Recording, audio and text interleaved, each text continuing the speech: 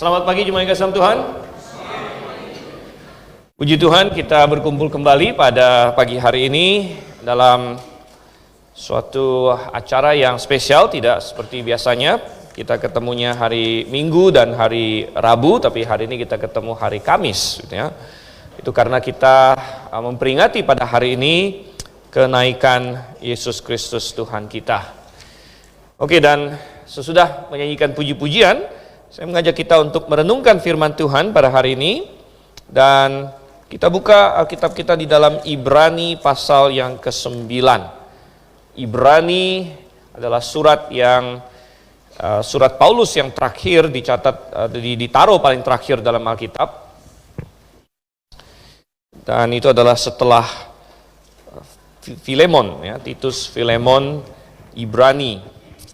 Ibrani pasalnya yang ke-9, dan kita akan baca satu ayat saja, yaitu ayatnya yang ke-24. Oke, Ibrani 9 ayat yang ke-24. Kalau sudah dapat, mari kita baca bersama-sama. Oke, pada hitungan ketiga, 1, 2, 3.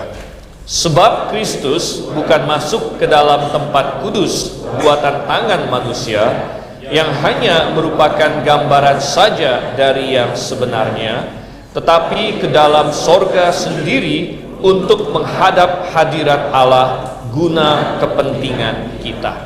Mari kita bersatu dalam doa. Bapa di surga, kami mengucap syukur Tuhan untuk kasih setiamu kepada kami. Tuhan, kami sangat bersuka cita bahwa hampir 2000 tahun yang lalu Engkau naik ke sorga, dan kami memperingatinya pada hari ini. Kami mengingatnya dan kami ingin belajar dari firman-Mu. Apa maknanya itu bagi kami, bagaimana itu merupakan hal yang sungguh berbahagia bagi kami, dan apa yang harus kami lakukan dalam hidup kami mengingat akan semua itu.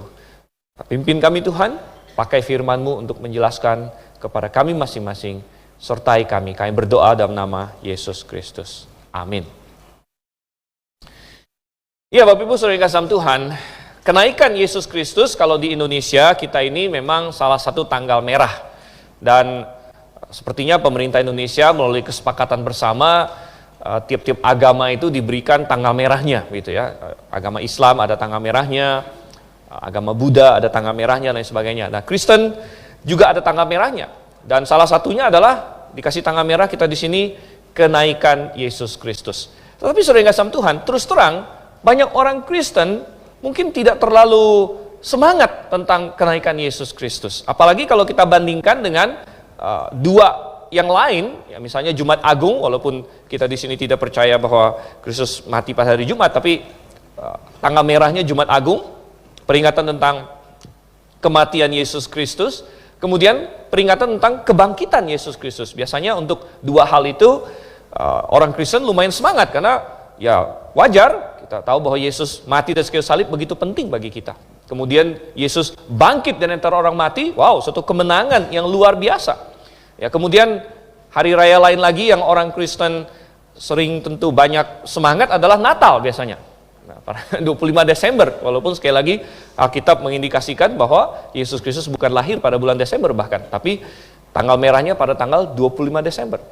Dari situ, dan banyak orang Kristen semangat tentang hal itu. Wow, Natal. Karena Natal identik dengan kasih-kasih hadiah, Natal identik dengan pesta, ada suatu perayaan dan lain sebagainya. Tetapi kenaikan Yesus Kristus, ya, kenaikan Yesus Kristus, ya mungkin bagi banyak orang Kristen bahkan dia tidak begitu taruh di dalam pikirannya, biasanya kalau Natal kan oke, ada acara gereja, Paskah ada acara gereja lain sebagainya. Tapi bagaimana dengan kenaikan Yesus Kristus? Oh, saudara yang kasih Tuhan, sebenarnya Alkitab memberitahu kita bahwa kenaikan Yesus Kristus bukanlah sesuatu yang untuk kita lupakan begitu saja, tapi ini sebenarnya masih satu paket, saudara yang kasih Tuhan.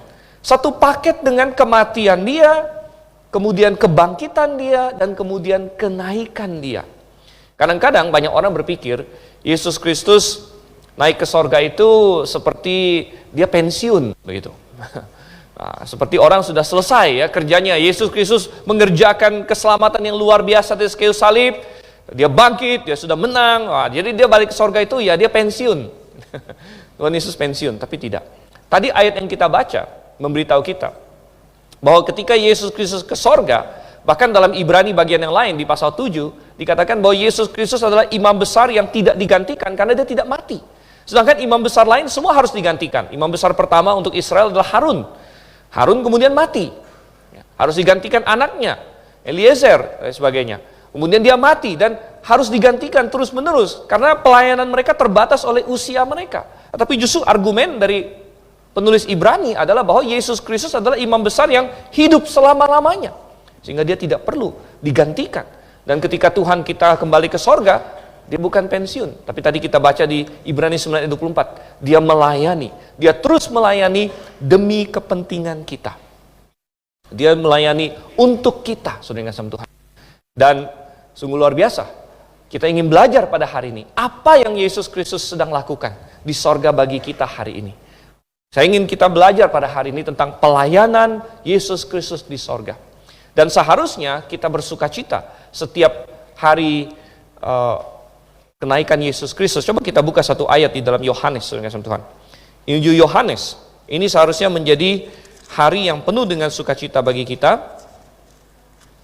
Dan kita sering bersukacita bahwa dia lahir ke dunia, itu bagus. Tetapi ingat bahwa ketika Yesus Kristus lahir, dia sedang merendahkan diri. Dia adalah Allah yang merendahkan diri, dia lahir menjadi manusia. Tapi apa yang terjadi ketika dia bangkit, ketika dia naik ke sorga? Yohanes 14 ayat yang ke-28. Yohanes 14 ayat 28, di sini dikatakan, kamu telah mendengar bahwa aku telah berkata kepadamu, aku pergi, tetapi aku datang kembali kepadamu. Sekiranya kamu mengasihi aku, kamu tentu akan bersuka cita, karena aku pergi kepada Bapa-Ku, sebab Bapa lebih besar daripada aku. Tuhan Yesus berkata bahwa hari kenaikan dia adalah hari yang mestinya menjadi hari sukacita orang percaya. Hari sukacita orang percaya. Kita sekali lagi tadi saya katakan, Natal orang sering bilang, wow luar biasa Yesus Kristus turun menjadi manusia bagi kita. Benar. Tapi dari perspektif Tuhan, dia sedang merendahkan diri. Dia sedang mengosongkan diri. Dia menjadi seorang hamba. Itu adalah untuk kita. Tapi bagi kita yang sudah percaya kepadanya, bagi kita yang mengasihi dia, bagi kita yang rindu melihat kemuliaannya, bahwa dia kembali lagi kepada kemuliaan itu, bahwa dia ditinggikan lagi, bahwa dia sekarang duduk di sebelah kanan Allah yang Maha Besar, itu seharusnya menjadi sukacita kita. Itu seharusnya menjadi sumber kebahagiaan kita bahwa Tuhan kita menang, Tuhan kita menjadi raja di sorga. Dan saudara yang kasih Tuhan, seperti yang tadi kita katakan, dia tidak diam-diam saja di sorga sana, tetapi dia sedang melakukan pelayanan yang sangat penting bagi kita. Nah, saya ingin mengajak kita melihat pelayanan apa saja yang Yesus Kristus lakukan di sorga saat ini, dan apa efeknya itu bagi kita. Ada 4 hal, saudara yang kasih Tuhan, yang akan kita lihat pada hari ini, yang dilakukan Yesus Kristus. 4 hal. Yang pertama apa? Yang pertama adalah dia menyelesaikan pembenaran kita, menyelesaikan keselamatan kita di hadapan Allah Bapa. Coba kita kembali ke Ibrani pasal 9 tadi. Ibrani pasal 9, kita kembali di sini. Dan tadi kita baca ayat 24, karena saya tidak mau panjang lebar, tapi sebenarnya konteksnya itu sudah mulai dari ayat yang ke-11. Saya akan bacakan sedikit bagi kita. Ibrani pasal 9 dari ayat 11. Dikatakan di sini, tetapi Kristus telah datang sebagai imam besar untuk hal-hal yang baik yang akan datang. Ia telah melintasi kemah yang lebih besar dan yang lebih sempurna, yang bukan dibuat tangan manusia, artinya yang tidak termasuk ciptaan ini. Dan ia telah masuk satu kali untuk selama-lamanya ke dalam tempat kudus, bukan dengan membawa darah domba jantan dan darah anak lembu, tetapi dengan membawa darahnya sendiri. Dan dengan itu ia telah mendapat kelepasan yang kekal. Saudara yang kasih Tuhan, karya penyelamatan Yesus Kristus tidak selesai ketika di atas kayu salib saja. Dan ini sudah digambarkan oleh Tuhan di dalam perjanjian lama. Di dalam perjanjian lama, penebusan itu sudah Tuhan gambarkan melalui simbolisme. Oleh karena itu di dalam perjanjian lama semuanya itu simbol. Dan di dalam perjanjian lama hanya orang boleh masuk ke hadirat Tuhan hanya boleh 1 kali 1 tahun, yaitu imam besar saja. Jadi Tuhan bikin kemah suci waktu itu. Kemudian belakangan bait suci. Dan pada waktu itu Tuhan ingin mengajarkan bahwa jarak antara manusia dengan Allah itu tidak terseberangi karena manusia sudah berdosa. Oleh karena itu, kemah suci dibagi dua bagian, Maha Kudus dan Kudus. Dalam ruang Maha Kudus di situ ada tabut perjanjian. Tabut perjanjian itu menggambarkan hadirat Tuhan. Dan manusia yang berdosa tidak boleh sembarangan masuk. Manusia yang berdosa tidak bisa mendekat kepada Tuhan itu. Dia akan mati kalau dia menyentuh tabut perjanjian saja, tidak boleh. Kita masih ingat waktu Daud pernah mau geser tabut itu dari rumah rumah Obed-Edom ke Yerusalem. Pertama dia pakai cara yang salah. Dia pakai kerbau dan tabut itu mau jatuh, Uza pegang dan Uza mati. Saudara Tuhan, Tuhan menghukum Uza di situ. Karena tabut Tuhan adalah lambang Tuhan, dia adalah kudus, dan orang yang berdosa tidak boleh menyentuhnya, tidak boleh datang ke hadiratnya. Dan Tuhan memberikan suatu pelajaran bahwa masih ada jarak antara Allah dengan manusia, ada pembatas antara manusia berdosa dengan Tuhan. Tetapi 1 kali 1 tahun imam besar boleh masuk untuk mendamaikan umatnya. Nah, itu namanya hari raya pendamaian. Kalau di bahasa Ibrani namanya Yom Kippur. Yom Kippur, hari pendamaian. Dan pada hari itu imam besar harus menyembelih lembu. Dan lembu ini menggambarkan Yesus Kristus sebenarnya. Dia menggambarkan Yesus Kristus yang harus mati. Tapi tidak cukup, saudara Tuhan. Lembu itu tidak cukup dibunuh, darahnya diambil. Tetapi imam besar harus masuk. Imam besar harus masuk ke dalam tempat Maha Kudus itu. Kemudian dia harus ambil dari darah lembu itu. Kemudian dia harus percikkan ke atas tutup pendamaian. Jadi rupanya tabut perjanjian itu dibuat dari box, ya, dibuat dari kayu, ya, kayu yang dilapis emas. Dia pakai kayu penaga namanya. Tetapi tutupnya berbeda. Jadi kotaknya dibuat dari kayu dilapis emas, tapi tutupnya ini spesial, disebut tutup pendamaian. Ini dari emas murni. Dan tutup yang dari emas murni ini ada 2 kerub di atasnya untuk melambangkan bahwa Tuhan bertahta di antara para kerub. Dan itu disebut tutup pendamaian. Dan imam besar harus mengambil darah itu kemudian dipercikkan ke atas tutup pendamaian ini untuk mendamaikan umatnya. Oh, saudara yang kasih Tuhan, itu yang Yesus Kristus lakukan. Alkitab berkata bahwa yang di bumi ini hanyalah gambaran dari apa yang di sorga. Dan Yesus telah mencurahkan darahnya dari kayu salib. Tetapi siapa yang akan masuk ke dalam tempat kudus di sorga sana dan membawa hasil pendamaian itu, memperlihatkannya kepada Allah Bapa dan berkata, ini dosa sudah selesai, aku sudah membayarkannya, ini adalah harganya. Siapa yang akan melakukan itu? Hanya Yesus Kristus yang mampu melakukannya. Karena dia adalah imam besar. Dan saya sudah pernah singgung bahwa hampir semua hal di dalam perjanjian lama itu adalah simbol tentang Yesus. Dan Yesus simbol semuanya. Dombanya adalah Yesus Kristus. Korbannya adalah gambar Yesus Kristus. Imam besarnya juga adalah gambaran dari Yesus Kristus. Kalau di dalam perjanjian lama, tidak bisa banyak orang memainkan banyak peran. Ya, domba ya punya peran domba, imam besar punya peran imam besar. Gitu kan? Tapi di dalam realita rohaninya, hanya ada satu pribadi yang bisa memainkan semua peran itu. Yesus Kristus adalah dombanya, karena dia satu-satunya yang tak bercacat. Tapi Yesus Kristus juga adalah imam besarnya. Dialah yang imam besar membunuh, menyembelih domba itu, lembu itu. Dan Yesus berkata, aku meletakkan nyawaku sendiri. Dan kalau aku meletakkannya, aku bisa mengambilnya lagi. Dan oleh karena itu, dia adalah dombanya, dia adalah imam besarnya. Dan setelah dia mati di kayu salib, dia membawa darahnya sendiri untuk masuk ke dalam sorga, ke hadapan Allah Bapa, dan mempersembahkan dan berkata, ini harga penebusan dosa sudah aku bayarkan. Dan dengan demikian dia mendapatkan, menyempurnakan keselamatan kita bagi kita. Tanpa Yesus Kristus melakukan itu, maka apa yang terjadi di kayu salib tidak cukup. Oleh karena itu sangat krusial sekali Yesus kembali kepada Bapanya yang di sorga. Dia harus menyelesaikan tugasnya. Oleh karena itu, Anda masih ingat di dalam Yohanes pasal 20, dalam cerita tentang kebangkitan Yesus Kristus, Tuhan menampakkan diri kepada banyak orang. Salah satu yang Tuhan tampakkan diri adalah seorang perempuan namanya Maria Magdalena. Dan Maria Magdalena sangat mengasihi Yesus. Pertama dia kira tubuh Yesus dicuri oleh tukang taman. Lalu waktu Yesus nampakkan diri, dia kira pertama Yesus tukang tamannya. Rupanya penampilan Yesus berubah gitu ya. Tapi saya yakin itu karena dia nangis dan air matanya jadi nggak bisa lihat jelas. Sampai Tuhan Yesus dikira tukang taman gitu. Akhirnya dia berkata, di mana engkau ambil? Tapi kemudian Yesus berkata kepadanya, Maria. Dan ketika dia mendengar suara Yesus, dia langsung sadar, ini adalah Yesus Kristus. Dan apa yang Maria lakukan? Maria langsung memeluk kaki Yesus. Dia memeluk kaki Yesus, Allah, aku tidak akan lepaskan kamu lagi. Tetapi Yesus berkata kepadanya apa? Jangan memegang aku terus, karena aku belum kembali kepada Bapa, katanya.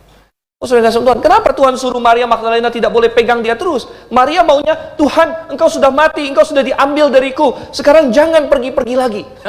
Tapi Yesus berkata, sebenarnya belum selesai, tugasku belum selesai, aku belum menyelesaikan keselamatan itu, aku belum kembali kepada Bapa. Oleh karena itu kamu tidak bisa berpegang terus kepadaku, masih ada misiku, aku harus kembali ke sorga lagi. Dan saudara yang kasih dalam Tuhan, kita lihat di sini, Yesus menyelesaikan keselamatan kita.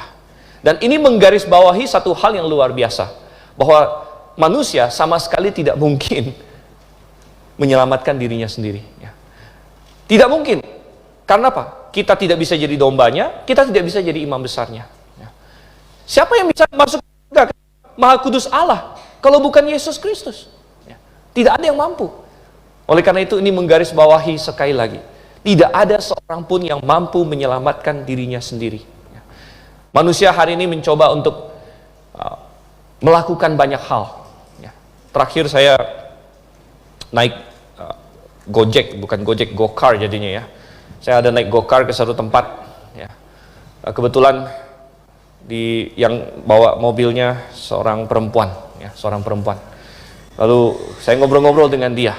Ternyata dia bukan dari agama Kristen, tapi dari agama lain. Ngobrol-ngobrol, saya sengaja pancing-pancing, gitu kan, supaya bisa bersaksi sama dia. Saya bilang, kejadian paling ngeri apa yang ibu pernah alami waktu selama nyetir? Dia bilang, pernah satu kali lumayan ngeri, waktu masa pandemi, dia bilang, itu ada penumpang saya mati di Go-Car saya, dia bilang.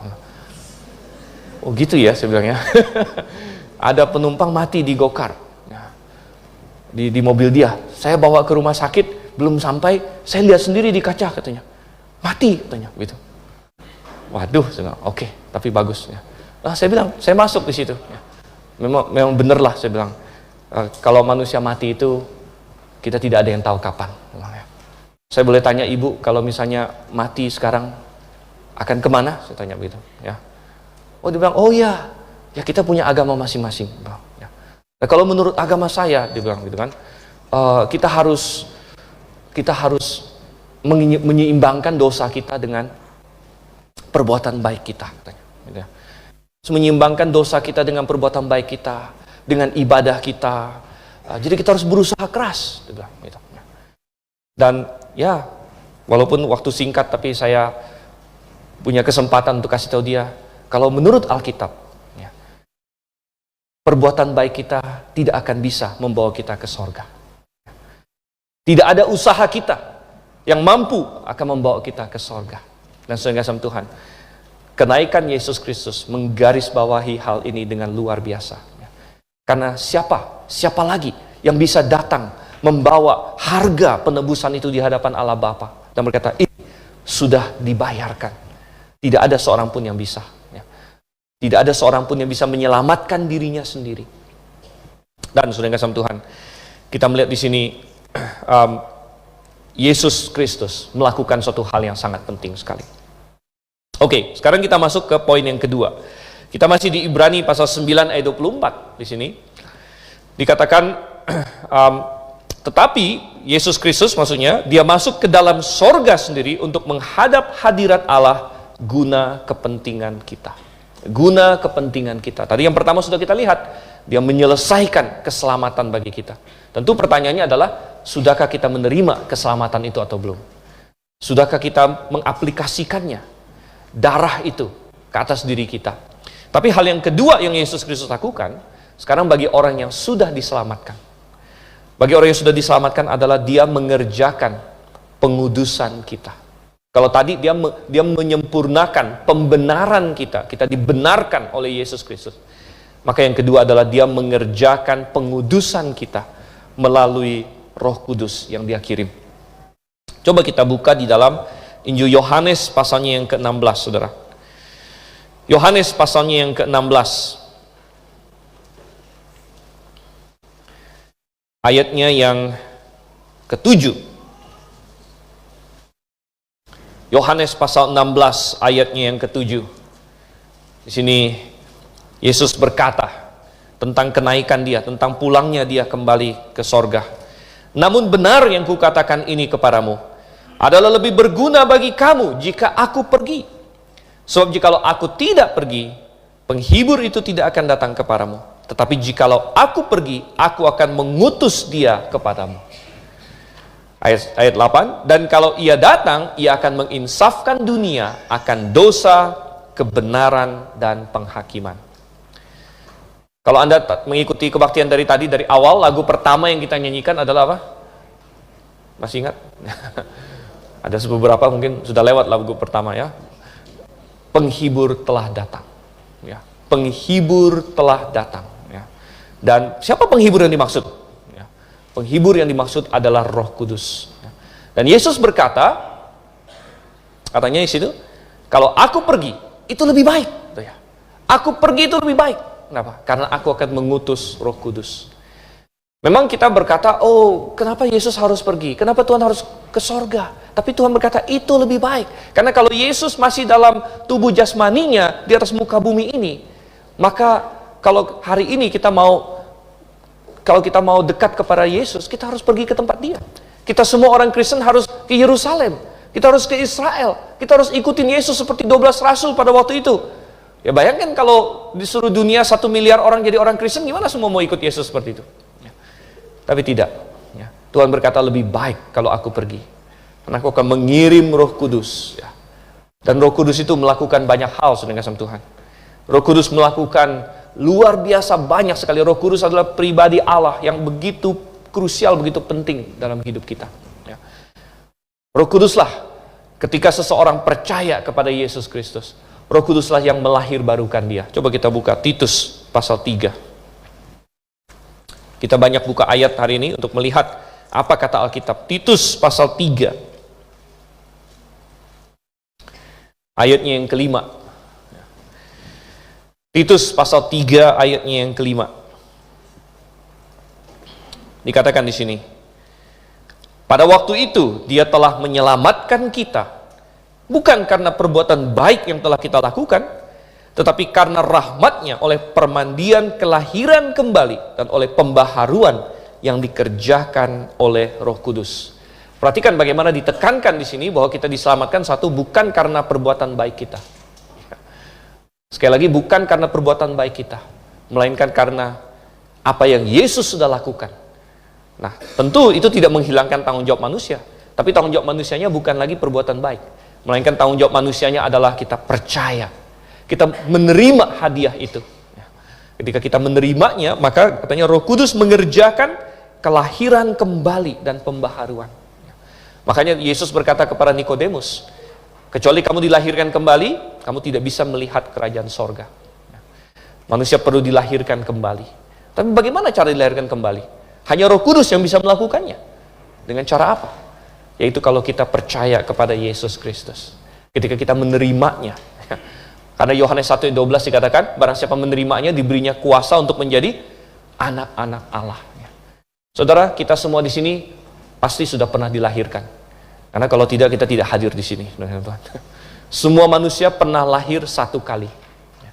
Tapi Alkitab berkata, kamu perlu lahir 2 kali. Kalau kamu hanya lahir 1 kali, maka kamu akan mati 2 kali. Perhatikan nih ya, kalau kamu hanya lahir 1 kali, kamu akan mati 2 kali. Mati 2 kali apa?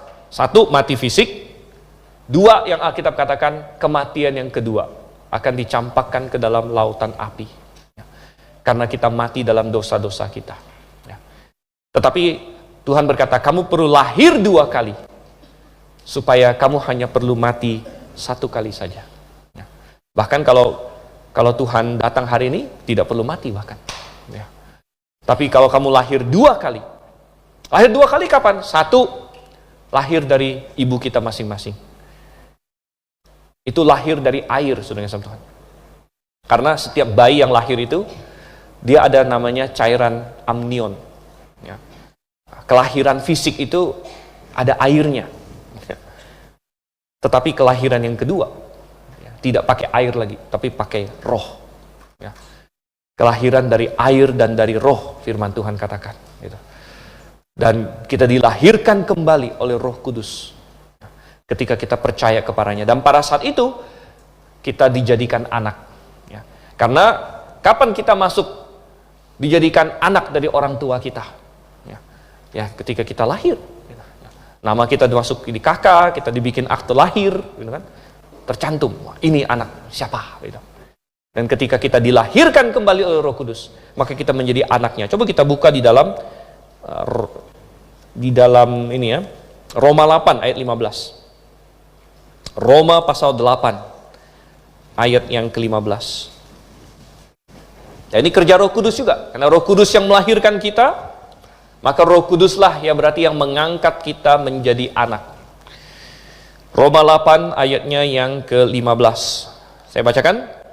Sebab kamu tidak menerima roh perbudakan yang membuat kamu menjadi takut lagi, tetapi kamu telah menerima roh yang menjadikan kamu anak Allah. Oleh roh itu kita berseru, ya Aba, ya Bapa. Agensi adopsi kita adalah Roh Kudus.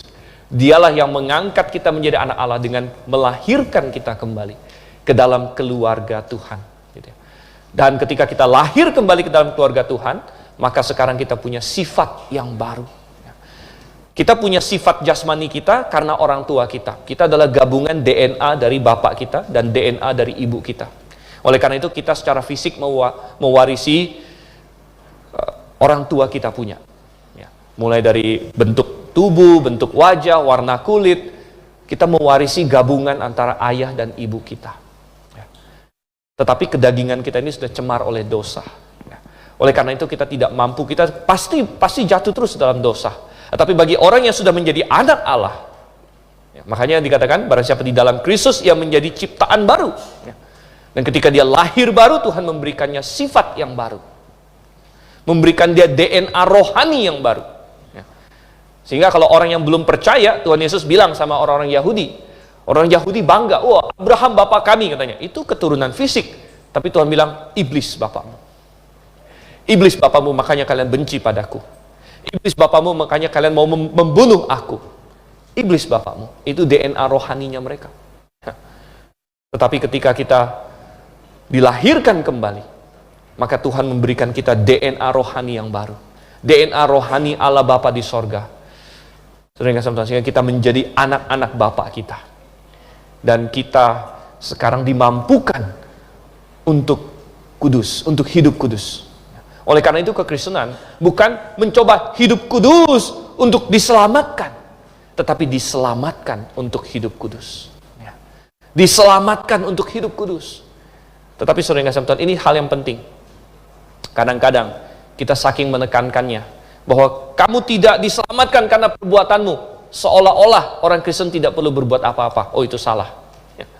Kita bukan berbuat apa-apa untuk mendapat keselamatan, tapi kita berbuat banyak justru karena kita sudah diselamatkan. Itu adalah bagian buah dari keselamatan kita.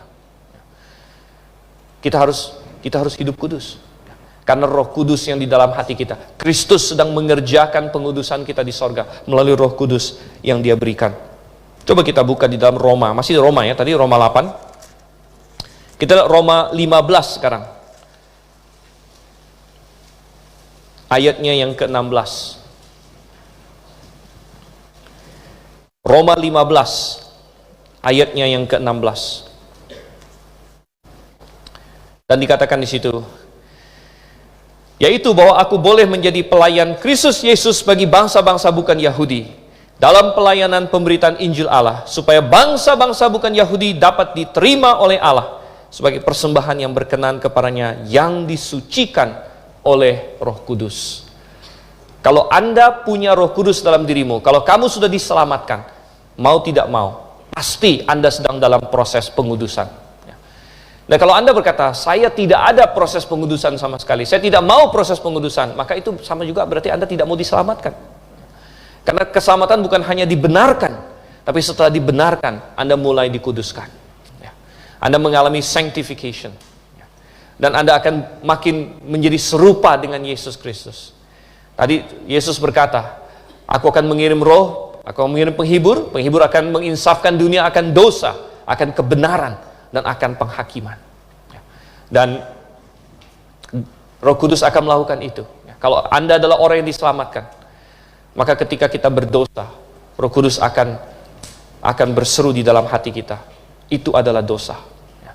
Itu salah. Itu bertentangan dengan sifatmu. Pasti.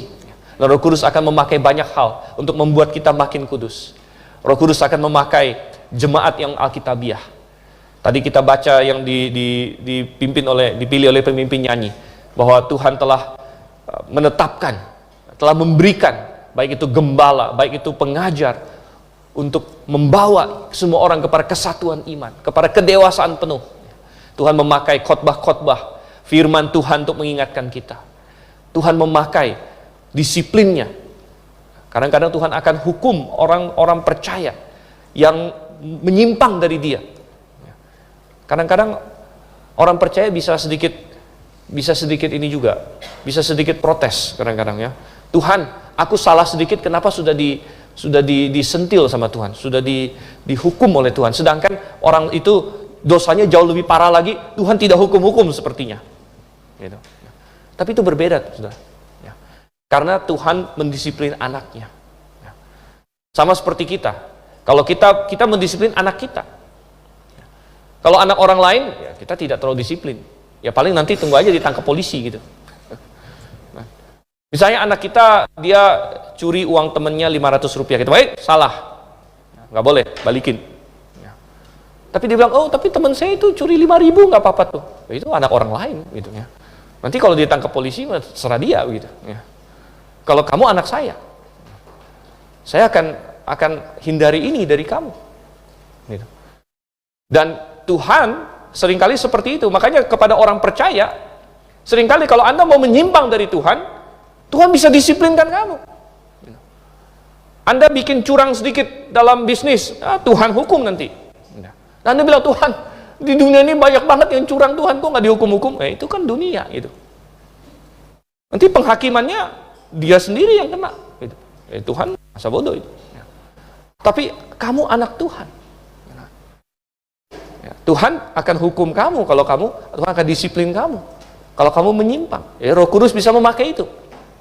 Roh Kudus memakai firman Tuhan, Roh Kudus memakai disiplin, Roh Kudus memakai banyak hal lain lagi untuk membangun kita kepada hidup yang kudus. Ya. Hidup yang kudus kepadanya. Ya. Karena Tuhan mengerjakan pengudusan. Ya. Dan Roh Kudus memberikan kita kuasa untuk melayani Dia. Di dalam Perjanjian Lama, orang yang mau melayani Tuhan itu diurapi. Dia pakai minyak. Ya. Ada Mazmur yang berkata bagaikan minyak yang turun sampai ke janggut Harun, ya, sampai ke jubahnya. Itu menggambarkan waktu Harun diurapi. Ya. Jadi rupanya Harun itu berjanggut, kita tahu. Ya. Karena kita bilang sampai ke janggut Harun, gitu kan. Saya nggak tahu janggut Harun itu sepanjang apa, gitu kan. Ya. Ada orang yang janggutnya 2 begini, ya, itu yang. Ya. Ada yang janggutnya begini, gitu kan. Nah, kalau feeling saya sih Harun bukan yang janggutnya begini ya, tapi janggutnya begini. Ya. Tapi waktu dia diurapi, gitu kan, minyaknya turun ke janggutnya sampai ke jubahnya. Itu melambangkan apa? Jadi diurapi itu tidak pelit-pelit maksudnya. Ya.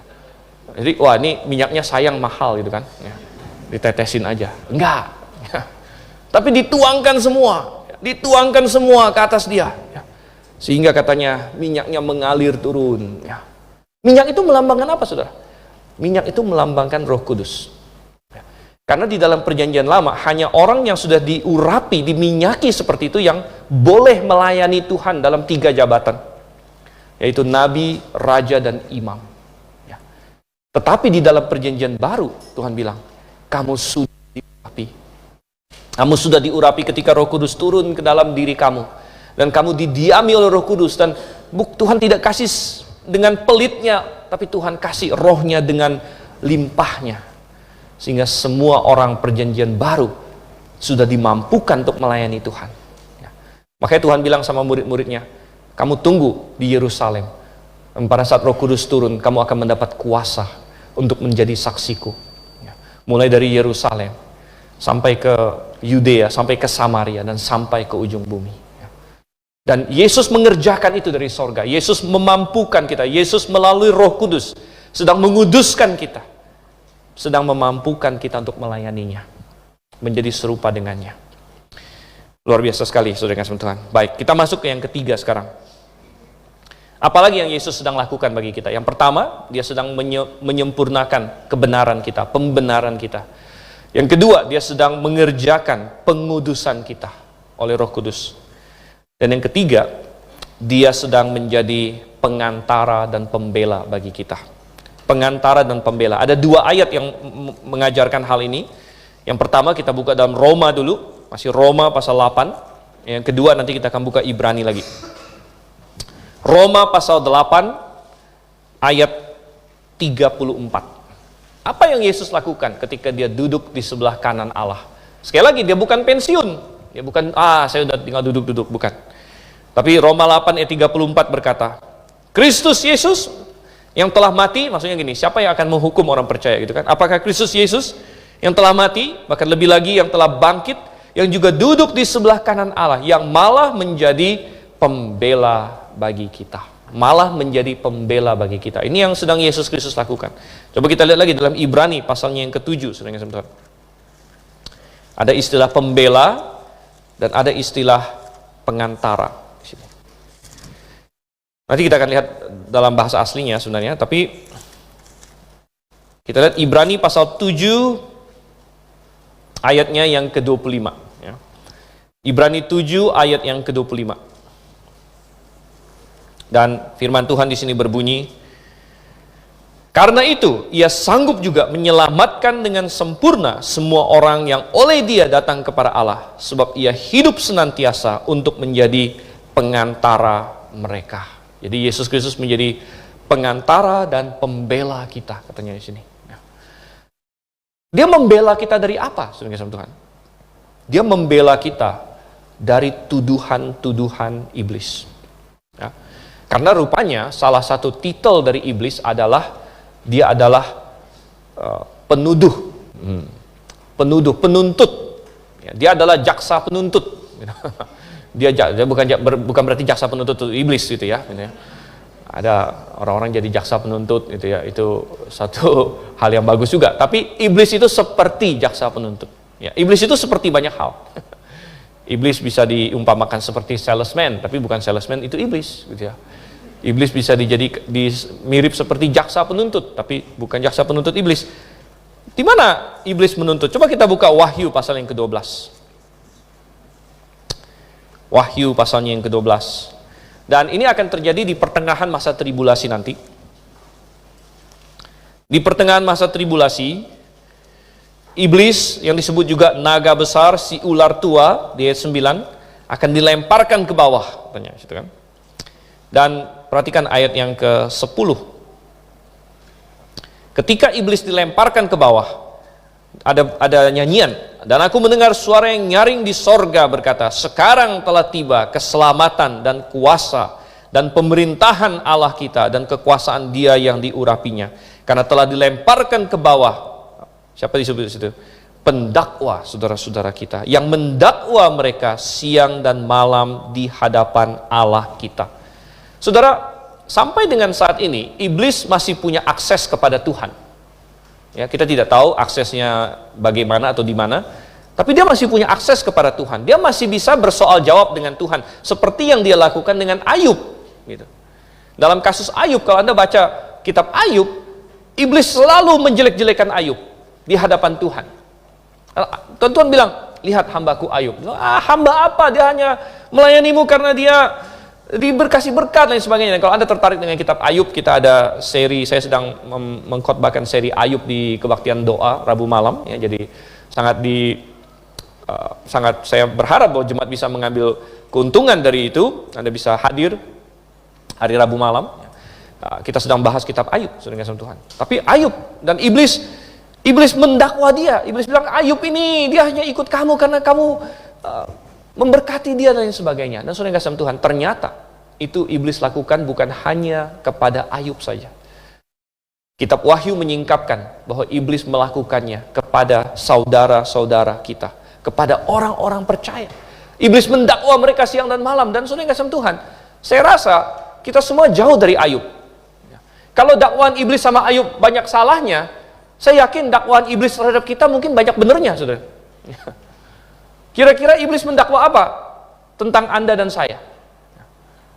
Mungkin dia akan bilang, woi, ini orang, ya, hari Minggu dia kelihatannya bagus-bagus, tapi di rumah begini-begini, dan itu mungkin benar, saudara kasih Tuhan.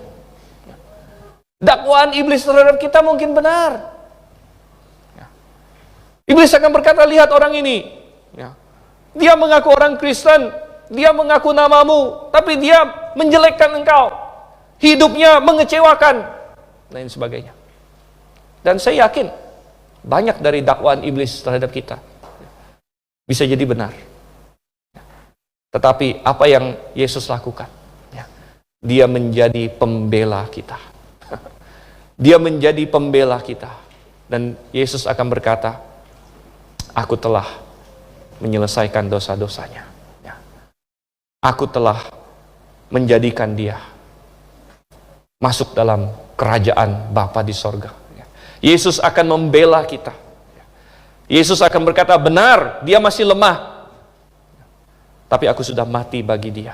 Dan aku sedang mengerjakan pengudusan dalam hidupnya. Dan dia sedang bertumbuh. Dan Yesus akan menjadi pembela kita, saudara kasih Tuhan. Bukankah itu luar biasa? Ada orang yang berkata, kalau Anda kena kasus di dunia, yang penting itu pengacaranya siapa dulu, katanya. Kan ada yang pengacara terkenal itu kan, yang pakai H itu, gitu kan. Katanya, wah, kalau pakai dia loloslah perkara, gitu kan. Tapi bayarannya juga ini, karena ruko dia aja banyak di Jakarta di mana-mana, gitu kan. Berarti bayarannya kan lumayan. Wah, tergantung pengacaranya dulu, katanya. Pengacaranya jago, ya lolos. Gitu. Tapi sudah ngasih Tuhan, Allah Bapa di sorga, siapa yang bisa di hadapan pengadilan Dia yang Maha Kudus, Maha Adil? Dan betapa luar biasanya kalau pengacara kita, pembela kita adalah Yesus Kristus. Yesus Kristus yang membela kita. Selain itu, saudara kasih Tuhan, kata membela di sini bisa juga ditafsirkan sedang berdoa bagi kita. Sedang berdoa bagi kita. Dalam KJV dia pakai istilah to make intercession. Ya, to make intercession itu berarti kayak semacam menyampaikan kasus kita kepada Tuhan. Dan itu bisa termasuk juga sedang mendoakan kita, saudara kasih Tuhan. Dan ini sangat menarik sekali bahwa kita hari ini disuruh berdoa dalam nama Yesus. Sedangkan Yesus ada di sorga menyampaikan kasus kita kepada Allah Bapa. Dan ini yang dikatakan oleh 1 Timotius, ada satu pengantara antara Allah dan manusia. Hanya ada satu pengantara antara Allah dan manusia, yaitu manusia Yesus Kristus. Tidak ada orang lain yang bisa menjadi pengantara. Tidak Maria, tidak yang katanya Santo Santa, tidak kakek buyut kita dan lain sebagainya. Bukan, sudah. Mereka semua tidak bisa menjadi pengantara. Hanya satu pengantara yang mampu menyampaikan kepada Bapa di sorga. Ini kasusnya. Ini adalah keperluan orang ini. Ini adalah anakmu, Bapa di sorga. Yang dia sedang meminta ini. Dan Yesus Kristus menyampaikannya. Kita tidak perlu pribadi lain lagi. Bahkan pribadi lain tidak mungkin melakukan itu. Nah, oleh karena itu kita diminta, kalau kita berdoa, Yesus pernah berkata kepada pengikutnya, kalau kamu berdoa atas namaku, aku akan melakukannya. Bapa di sorga akan melakukannya. Apa maksudnya berdoa dalam nama Yesus? Apa maksudnya berdoa dalam nama Yesus? Banyak orang berpikir berdoa dalam nama Yesus itu yaitu di akhir doa kita selalu dalam nama Yesus, amin. Dalam nama Yesus, amin. Seorang guru sekolah minggu pernah bertanya kepada kelasnya, siapa di sini tahu apa artinya kalau kita berdoa? Apa artinya dalam nama Yesus? Semua muridnya diam, nggak ada yang jawab. Kan? Guru sekolah minggunya dia pilih satu anak, ya, daripada diam semua, nggak ada yang jawab, tunjuk. Andi katanya, apa artinya dalam nama Yesus? Kamu pernah berdoa kan? Pernah. Katanya. Apa artinya dalam nama Yesus? Oh, dalam nama Yesus artinya kita sudah boleh makan sekarang, katanya gitu ya. Wah, dalam nama Yesus artinya sudah boleh makan sekarang ya. Mungkin karena orang tuanya ngajarin, tunggu dalam nama Yesus amin dulu, baru boleh makan. Dalam nama Yesus berarti sudah boleh makan. Oh, sudah nggak sama Tuhan ya. Kalau begitu berarti dia cuma doa saat mau makan doang dong. Tapi bukan itu arti dalam nama Yesus. Kenapa kita berdoa dalam nama Yesus? Ya. Maksudnya sudah nggak sama Tuhan. Kita berdoa dalam nama Yesus itu adalah kita meminta kepada Bapa, tapi kita berkata, ini yang Yesus Kristus minta. Ya. Ini yang Yesus Kristus minta. Ya. Saya meminta ini. Ya. Seturut dengan Kristus juga memintanya. Ya. Dan itu berarti kita berdoa dalam kehendak Tuhan.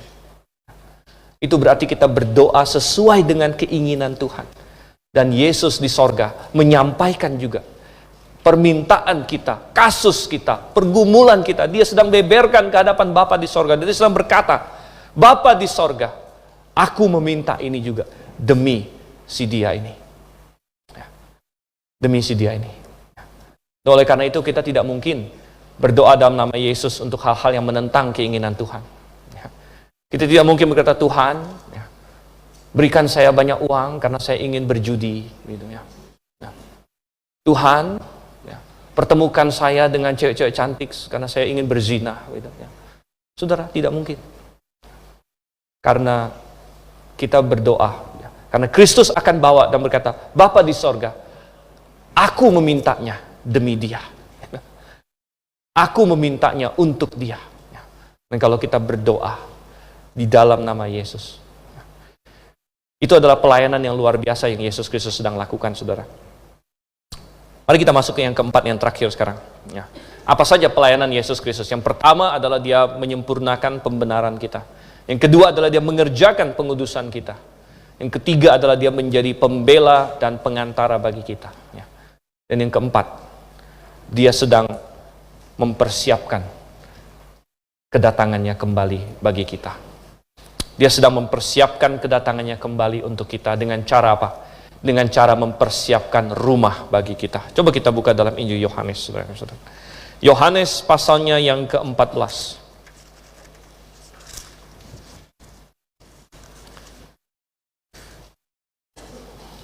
Yohanes 14,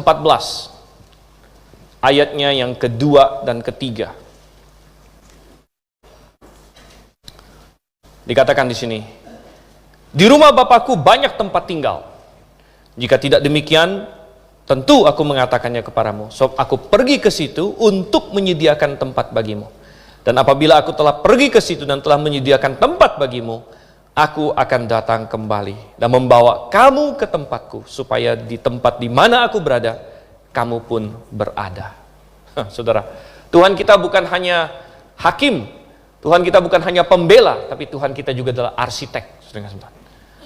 Dan Abraham pun katanya menantikan. Abraham menantikan. Oleh karena itu kita berkata Abraham puas untuk tinggal di tenda selama dia di tanah perjanjian itu. Dan Tuhan sudah berjanji tanah ini akan menjadi milikmu. Tapi dia sebagai orang asing, dia tinggal di tenda katanya di situ. Bahkan waktu istrinya mati, Sarah mati, dia harus beli tanah penguburan dari Bani Het pada waktu itu. Dan berkata kalau tanah itu dikasih ke Abraham, kenapa Abraham masih harus beli pakai uang lagi gitu. Anda mengatakan, kalau misalnya orang bilang sama kamu, saya kasih kamu tanah, lalu untuk kamu mau masuk, ada orang lain bilang, bayar dulu gitu. Nah, loh, katanya tanah saya gitu kan. Oh, saya mau masuk bayar lagi. Tapi Abraham, Tuhan bilang tanah kanan untuk kamu. Tapi waktu istrinya mati, dia beli tanah, mahal lagi. Dia beli tanah untuk kuburkan Sarah, istrinya. Dan apa kata Ibrani? Dia punya iman. Dia punya iman katanya. Dan dia menantikan kota yang bukan dibuat oleh tangan manusia. Dia menantikan kota yang perancangnya, yang desainernya, yang arsiteknya adalah Tuhan. Dan saudara yang kasih sama Tuhan, Yesus Kristus sedang mempersiapkan suatu tempat bagi kita. Tempat ini kita sudah dikasih tahu sedikit di Wahyu, namanya Yerusalem baru. Dan tempat ini adalah tempat yang sangat luar biasa. Ya. Dan Tuhan bilang kalau aku sudah selesai membuat tempat ini, ya, maka aku akan datang kembali kepadamu. Nah, kita bilang, Tuhan lama juga ya bikinnya ya. Gitu ya.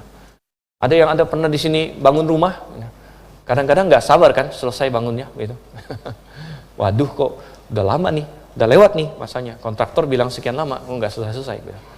Oh, Yesus Kristus lama juga bikin rumah untuk kita. Gitu. Tapi saudara yang kasih Tuhan, bukan karena kurang kuasanya Tuhan. Tapi rumah kita itu pasti berisikan. Biasanya rumah yang paling berharga itu bukan ininya, bukan semennya, saudara. Interiornya. Ya. Wah, ada apa di situ? Dan rumah yang baru kita ini akan ada jejak-jejak iman kita dengan Tuhan. Ya. Akan ada bukti-bukti kasih kita dengan Tuhan. Ya.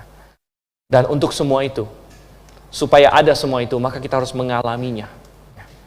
Kita harus mengalaminya. Ya.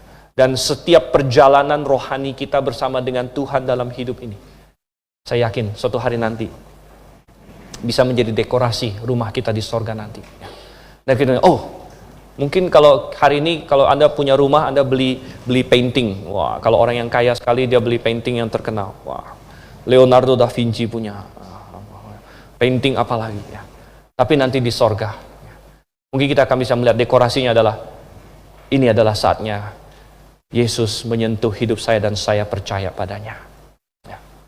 Dan mungkin kita bisa menunjuk ke tempat lain lagi dan berkata, ini adalah saatnya. Ya. Aku terpuruk. Aku mulai menjauh dari dia dan dia menarik aku kembali. Ya. Dan kita bisa menunjuk kepada yang lain lagi. Dan kita berkata, ini adalah saatnya. Aku memutuskan bahwa aku harus melayani dia. Ya. Dan akan ada banyak dekorasi-dekorasi seperti itu dalam rumah kita di sorga, di mana kita mengingat Sang Juru Selamat. Oleh karena itu, saudara kasih Tuhan, makanya 2000-an tahun dia masih mempersiapkan tempat itu. Mengapa? Karena orang-orang percaya masih hidup dalam iman kepadanya. Ya. Dan sejarah itu masih terus dituliskan sampai nanti tiba waktunya selesai. Ya. Dan dia akan datang kembali. Dan pekerjaan dia sudah selesai nanti untuk mempersiapkan tempat bagi kita. Dan dia akan turun. Dan dia akan mengangkat kita untuk bersama-sama dengan dia di sorga. Ya. Tapi sementara itu, mari kita berjalan bersama dengan dia. Pengudusan yang dia kerjakan dalam hidup kita dan pelayanan kita kepada dia, mari kita lakukan. Sambil kita percaya terus bahwa dia sedang membela kita di atas sana. Dan sedang menyampaikan doa-doa kita kepada Allah Bapa di sorga. Mari kita bersatu dalam doa.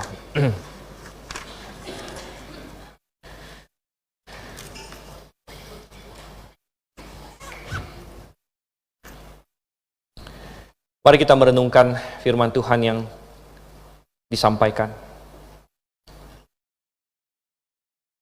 Yesus ada di sorga saat ini, menyempurnakan keselamatan. Karena tanpa dia masuk ke tempat Maha Kudus, keselamatan tidak selesai. Tetapi pertanyaannya adalah, sudahkah Anda menerima keselamatan itu? Sudahkah Anda menerima keselamatan itu? Kalau Anda belum, maka sesempurna apapun keselamatan itu Anda tolak berarti. Dan itu tidak akan bermanfaat untuk Anda. Tapi mungkin ada yang hari ini berkata, saya belum yakin saya diselamatkan. Mungkin saya ragu-ragu. Atau mungkin saya menolak selama ini. Tapi hari ini saya ingin membuatnya pasti. Bukan berdasarkan kemampuan saya. Tapi berdasarkan apa yang Yesus lakukan. Saya mau menerimanya hari ini dengan segenap hati. Apakah ada yang berkata demikian? Kalau ada, silakan angkat tanganmu. Apakah ada? Di hadapan Tuhan. Ingin berkata, hari ini aku ingin menerima keselamatan. Puji Tuhan untuk tangan diangkat. Apakah ada lagi? Yang ingin berkata, hari ini aku ingin menerima keselamatan dari Tuhan. Bukan berdasarkan perbuatanku, kemampuanku, tapi berdasarkan karya Yesus Kristus.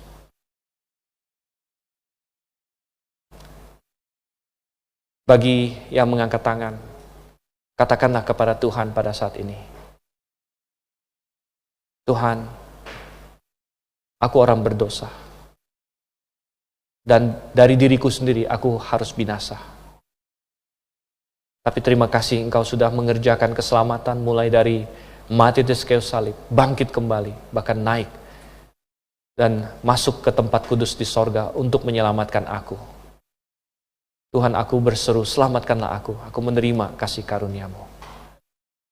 Katakan itu kepada Tuhan.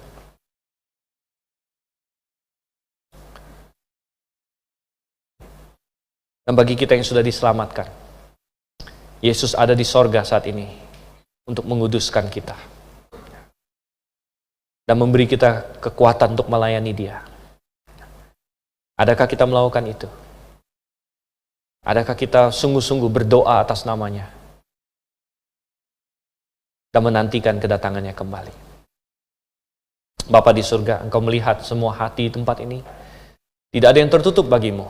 Kami mengucap syukur bahwa Yesus Kristus di sorga menjadi pengantara bagi setiap orang percaya. Pimpin Tuhan. Engkau lihat kiranya kami, bagi yang berseru untuk minta diselamatkan, firman-Mu berkata, barang siapa berseru kepada nama Tuhan akan diselamatkan. Dan Tuhan, bagi kami yang sudah diselamatkan, Engkau yang pimpin, agar kami menjalani keselamatan kami, berjalan bersama dengan Engkau, supaya kami bisa seperti Henokh, dikatakan berjalan bersama dengan Engkau. Kami berdoa Tuhan dalam nama Yesus Kristus. Amin.